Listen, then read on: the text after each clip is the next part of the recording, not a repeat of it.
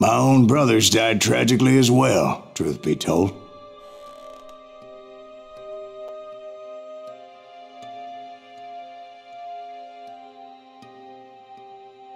It was 1868, and me and my older brothers were pulling a tidy profit running cattle into Juarez, Mexico. One night after my brothers retired for the evening, I found a little poker game in a cantina with a couple of cowboys. And I just couldn't lose. I even won an old Spanish coin that had to be 100 years old. Well, I was mighty pleased with myself the next morning as my brothers and I rode for Texas. But before we crossed the border, those cowboys caught up with us. It was Johnny Ringo, Roscoe Bob Bryant, and another asshole named Jim. They wanted their money back and everything else we had, including our lives, as those boys didn't want us coming for them later. Bob put that old Spanish coin in my mouth and said, "I won't have it said that I left you with nothing, boy." Well, those horses bolted, and there we hung as those bastards rode away. The branch finally snapped under the weight of the three of us, but being my older brothers were bigger and heavier, they were already dead. And right then I swore to myself that I would avenge them. Ringo you know about. But Bob eluded me, until I heard he was riding with the Wild Bunch.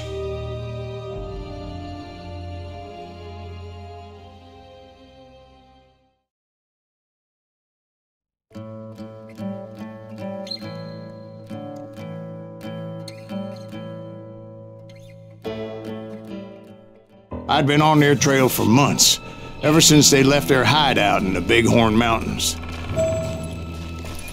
Led by Butch Cassidy, they were a loose association of outlaws who robbed banks and trains from Colorado to Montana. Among them was the Sundance Kid, and that murderous hombre I was tracking, Roscoe Bob Bryant. Were you a part of that giant Pinkerton posse after the Wild Bunch? No, boy. A circus like that would have slowed me down. Besides, I wanted Bryant all to myself. I'd heard about a large shipment of gold being transported to Wilcox, Wyoming on the Overland Flyer. I figured the Wild Bunch would likely hit such a treasure, and by God, I figured right.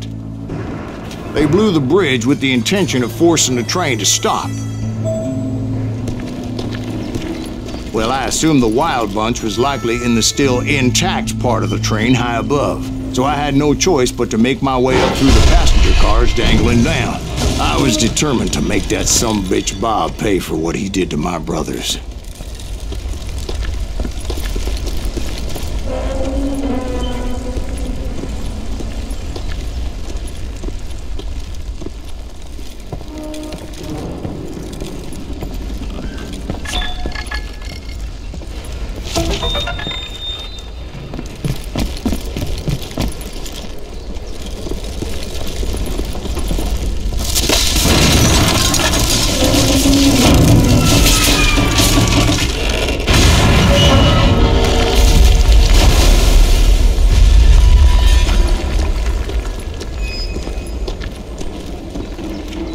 I found the device they used to blow the tracks, so I knew I was headed in the right direction.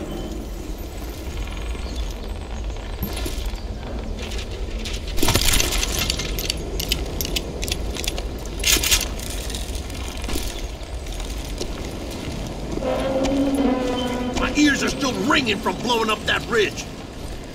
What?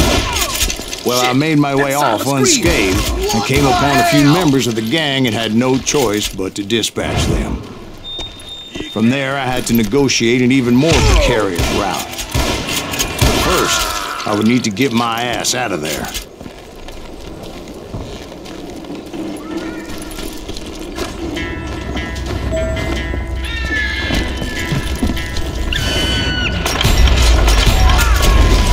I jumped from the frying pan into the fire as the train was clearly fixing to fall. I had found the gang, but in order to find old Bob, I needed to fight my way forward past a whole passel of desperados. Outside, inside, any way I could, I made my way towards my prey. Well, what about the passengers? It was mostly a freight train, as I recall. There were no passengers aboard that day.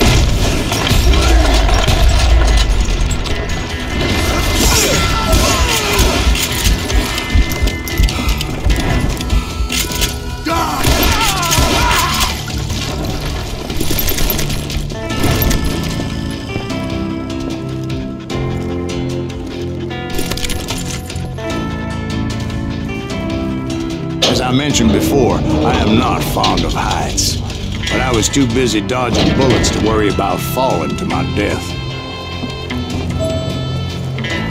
Odds were I was likely to die that day anyway, so I was determined to take down as many of those bastards as I could.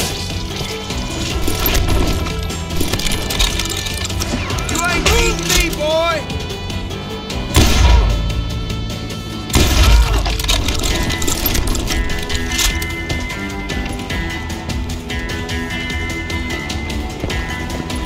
See the likes of me. You're gonna have to do better than that. We're ready for a belly full of buckshot. Times it was like shooting ducks in a shooting gallery. The only difference is these damn ducks shot back.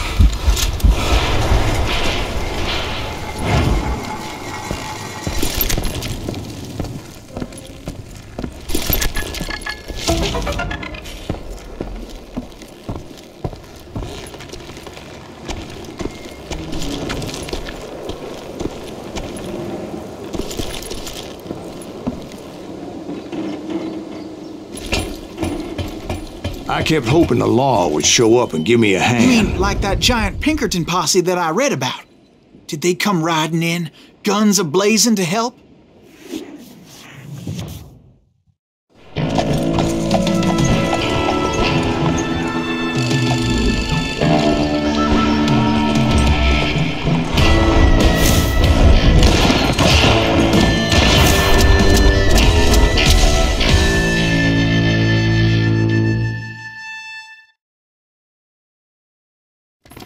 Help? From the Pinkertons? No, son. I had to fight the wild bunch all by my lonesome, as usual. Who the hell is this?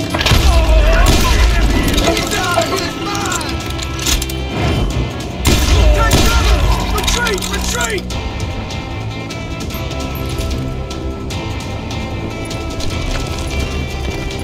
He's killing everybody!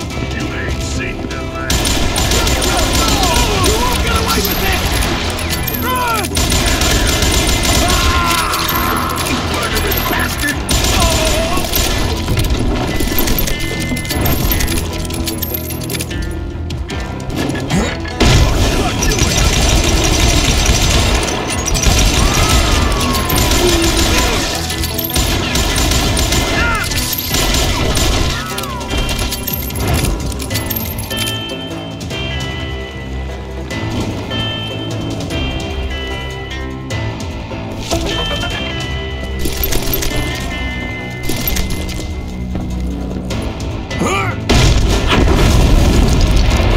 Guess is those dime novels didn't portray this as it happened, did they?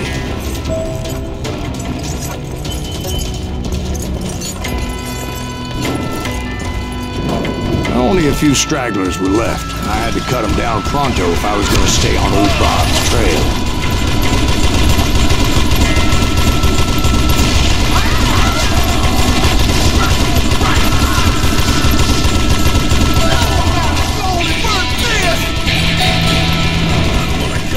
If you want to live!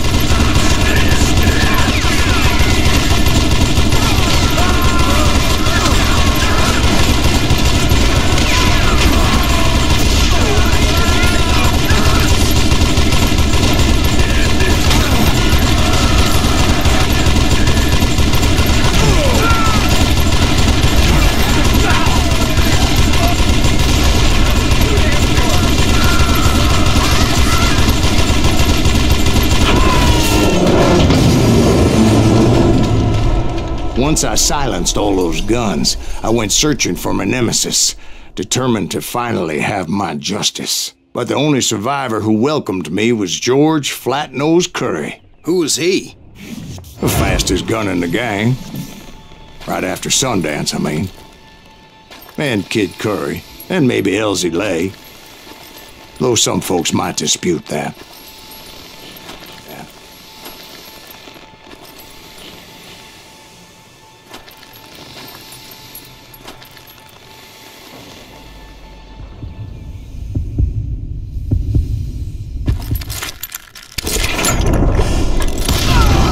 On that very same day, Butch Cassidy and the Sundance Kid decided to leave the Wild Bunch behind and decamped for South America.